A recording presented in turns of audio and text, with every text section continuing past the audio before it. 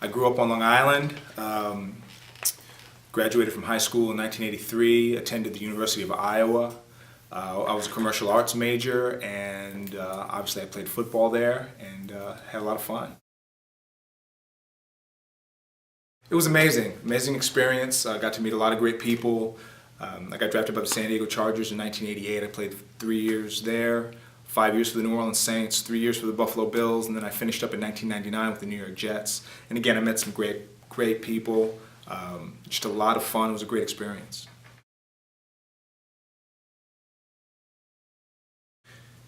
You can only control what you can control. So always work as hard as you can, put your best effort forward, and usually what you put into something is what you get out of it. So if you work as hard as you can, you spend time studying your plays, spend time getting better and just being the best at whatever you can be, then success usually will happen for you. Mentally, I would always start by visualization techniques. What I would do is I would close my eyes, just always picture myself making a big play, making something good happen.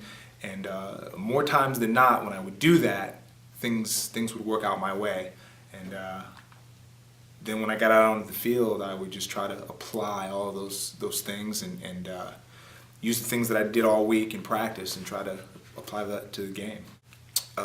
Always just make sure that I was properly warm. Obviously, nutrition is a huge element in preparation, and that's why I always try to eat the right things. I would always try to just ensure that my body was in the best physical shape possible so that I could perform properly when I got out onto the field. When I was 8 years old, I told my mother that I was going to play in the NFL. So, and again, there's a lot of variables that could make that so or not so, but I always worked hard towards it, and I always wanted to reach my goals. And it was just really important for me to achieve these things. So, again, anything that you want to do in life, I think if you set your mind to it and you head towards that goal, I think that anything's possible.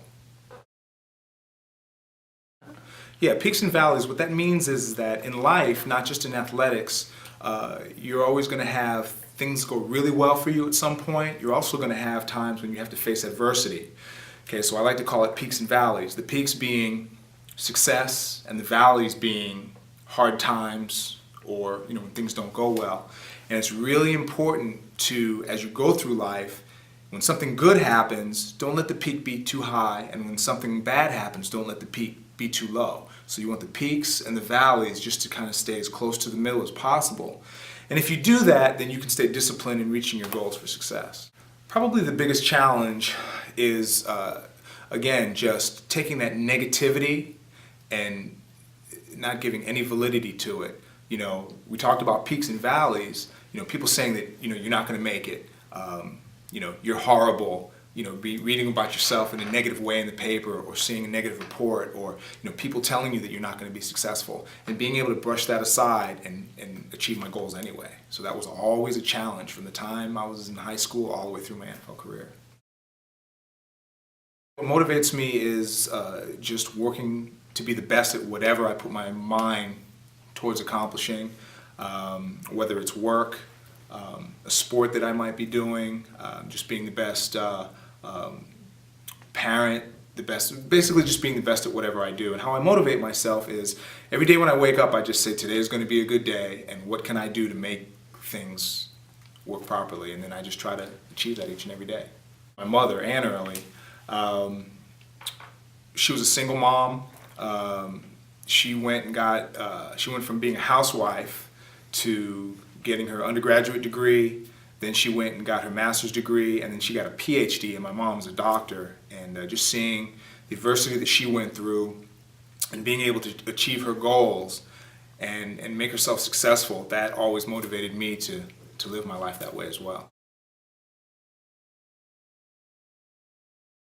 The only thing going through my mind is just beating that guy in front of me. I used to always say to myself, whoever's going against me today, I feel bad for them because they're going to get it. And not trying to be cocky, but I would always just approach it that way. I would take it personally and then try to, reach my goals on the field and just try to make it happen. My favorite football player growing up was Lynn Swann. just watching just the amazing and acrobatic things that he can do. And it's number 88, and that was my number, so I think that says it all right there. My favorite quote is, a superior man is modest in his speech, but exceeds in his actions, and that's by Confucius. My favorite book is The Art of Happiness by the Dalai Lama. How I define success is not by material things, being on television, things that come with that. How I define success is being your best self, working as hard as you can at whatever you're doing, putting your best foot forward, and then knowing that your family and your loved ones are proud of you for how hard you work, and that's how you achieve success.